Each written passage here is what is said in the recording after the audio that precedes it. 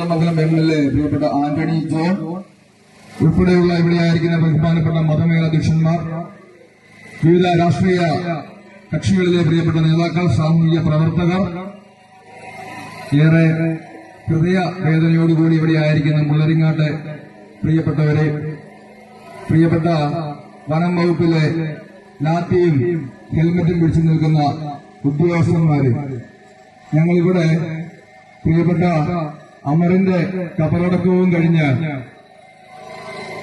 രാഷ്ട്രീയ ഭേദമന്യേ ഞങ്ങൾ കക്ഷി രാഷ്ട്രീയ ഭേദമന്യേ ഞങ്ങളിങ്ങോട്ട് ജനകീയ പ്രതിഷേധ മാർച്ച് വരികയായിരുന്നു.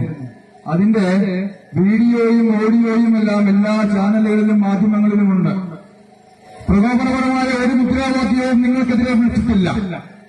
പ്രകോപനപരമായ നിയമത്തിന് വിരുദ്ധമായ ഒരു കാര്യങ്ങൾ പോലും ഞങ്ങൾ ചെയ്തിട്ടില്ല. ഈ നാട്ടുകാർ ചെയ്തിട്ടില്ല. ഈ നിമിഷം വരെ ചെയ്തിട്ടില്ല.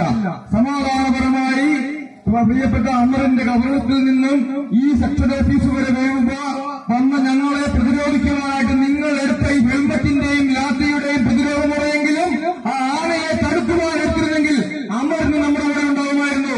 മൻസൂറിന് ആശുപത്രിയിൽ കരുതുകയില്ലായിരുന്നു എന്ന കാര്യം സ്നേഹപൂർവ്വം ഗൌരവപൂർവ്വം നിങ്ങളെ ഓർമ്മിപ്പിക്കാൻ ആഗ്രഹിക്കുകയാണ്. മറ്റൊന്നും കൊണ്ടും പറഞ്ഞതല്ല. ഇവർ ലാത്തിയും തൊപ്പിയും ഹെൽമറ്റും പിടിച്ച് നിൽക്കുന്ന പ്രിയപ്പെട്ടവരെ, നിങ്ങൾക്ക് ഓരോ ഉദ്യോഗസ്ഥരുണ്ടല്ലോ, ആ ഉദ്യോഗസ്ഥ സാമാന്യ മര്യാദയും അവർക്ക് മനുഷ്യപ്പറ്റും ഉണ്ടായിരുന്നെങ്കിൽ സാറ് നിൽപ്പുണ്ടെന്ന് തോന്നുന്നു. സാറിന് മനുഷ്യപ്പെട്ടുണ്ടായിരുന്നെങ്കിൽ ഒരു കാര്യം ചോദിച്ചു നോക്കട്ടെ.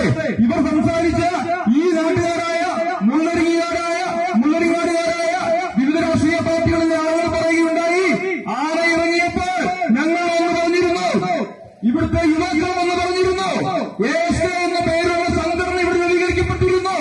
ആ സംഘടനയിൽപ്പെട്ട ആളുകൾ പറഞ്ഞ വാക്കുകൾ, ആ വാക്കുകൾക്ക് നിങ്ങൾ ചെവി കൊടുത്തിരുന്നുവെങ്കിൽ ഇന്ന് ഇങ്ങനെ ഒരു സംഭവം ഉണ്ടാകുമായിരുന്നു. പ്രിയപ്പെട്ടവരെ, അതിനെപ്പറ്റി നിങ്ങൾ ചിന്തിക്കണം.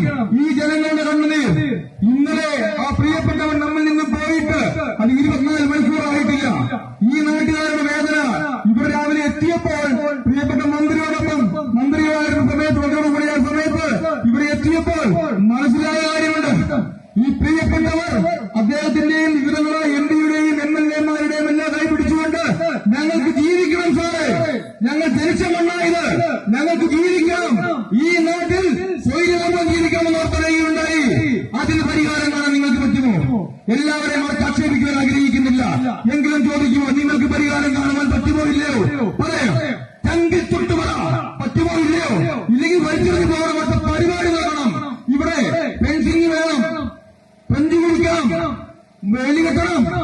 ഈ 3 ആനകൾ കാട്ടിൽ കയറി ജനവാസ മേഖലയിലേക്ക് ഇറങ്ങുകയില്ല എന്ന് ഉറപ്പുവരുത്തുന്നതുവരെ ഫോറസ്റ്റ് വാച്ചർമാരെ 24 മണിക്കൂർ നിയോഗിക്കണം. ഒരാൾ 24 മണിക്കൂർ നിൽക്കണമെന്ന് പറയുന്നില്ല. മാറ്റണം, ഷിഫ്റ്റ് കൊടുക്കണം. അതിന് ആളുകളില്ലേ? സർക്കാർ ബന്ധപ്പെട്ട ഉദ്യോഗസ്ഥന്മാരില്ലേ? നിങ്ങൾക്ക് ആവശ്യത്തിന് ഫോഴ്സില്ലേ? പറയണം, റിപ്പോർട്ട് കൊടുക്കണം. അതല്ലാതെ ഫണ്ടില്ല എന്ന് പറയുകയല്ല വേണ്ടത്. അങ്ങനെ പറഞ്ഞുകൊണ്ട് ഈ നാട്ടിലെ ഒരു മനുഷ്യ ജീവനും കുരുതി കൊടുക്കുവാൻ ഈ നാട്ടിൽ ആരും അനുവദിക്കുകയില്ല. പ്രിയപ്പെട്ട അമറിന്റെ മരണത്തോടൊപ്പം 7 മരണങ്ങളാണ് ഈ ജില്ലയിൽ മാത്രം ജീവിച്ചു നടന്നത്. അതുപോലെ എത്ര ജില്ലകളിൽ നമ്മുടെ സംസ്ഥാനമൊട്ടാകെ ഈ കാലയളവിൽ എത്ര മരണങ്ങൾ നടന്നിരിക്കുന്നു. പ്രിയപ്പെട്ടവരെ, ആര് സമാധാനം പറയും? ആ കുടുംബങ്ങൾ അവർ അനാഥമാണ്.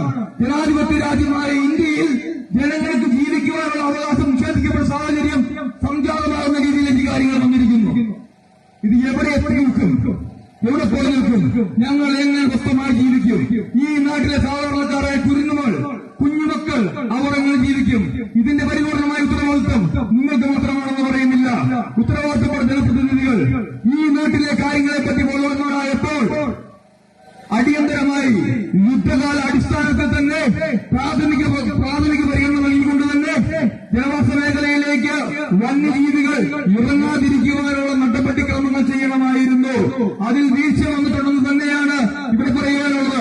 ആരെയും നികർത്തി കാണിക്കുവാനോ കുറ്റപ്പെടുത്തുവാനോ ഒന്നിനുമല്ല.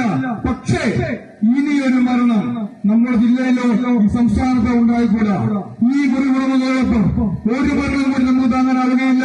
അതിന് ഇടവരുത്താതിരിക്കുവാനായിട്ട് എല്ലാവരും ജനാധിപത്യപരമായി തെരഞ്ഞെടുക്കപ്പെട്ട MP മുതൽ താഴെയുള്ള ആളുകൾ, അതോടൊപ്പം തന്നെ വകുപ്പ് ഉദ്യോഗസ്ഥന്മാർ, ജനങ്ങൾ എല്ലാവരുടെയും പരിപൂർണമായ സഹകരണത്തോടുകൂടി വന്യജീവിയും മനുഷ്യനും തമ്മിലുള്ള സംഘർഷം കുറയ്ക്കുകയും മനുഷ്യന് സ്വസ്ഥമായി ജീവിക്കുവാനും വന്യജീവിയുടെ അക്രമത്തിൽ നിന്നും അവരുടെ ജീവനെയും ജീവനോപാധികളെയും സംരക്ഷിക്കുവാൻ പറ്റുന്ന തരത്തിലോട്ട് നമ്മുടെ നിയമങ്ങൾ മാറേണ്ട കാലഘട്ടം അതിക്രമിച്ചിരിക്കുന്നു. ആവശ്യമെങ്കിൽ ജനങ്ങളുടെ ജീവനും സ്വത്തിനും ഭീഷണിയാവുന്ന വന്യജീവികളെ വെടിവെക്കുവാനുള്ള അവകാശം കർഷകന് നൽകിക്കൊണ്ട് കർഷകന്റെ ജീവനും സ്വത്തിനും സംരക്ഷണം നൽകാനുള്ള നിയമ ഭേദഗതികളാണ് വരുത്തേണ്ടത്. അതല്ലാതെ ജനങ്ങളെ പേടിപ്പിക്കുന്ന, ജനങ്ങളുടെ മേൽ അനാവശ്യമായ അധികാരം സ്ഥാപിക്കുവാനുള്ള തരത്തിലുള്ള നിയമങ്ങളുമായി മുന്നോട്ട് വരരുത്.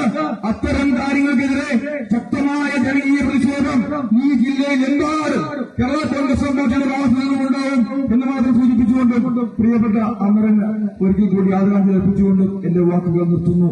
നന്ദി, നമസ്കാരം.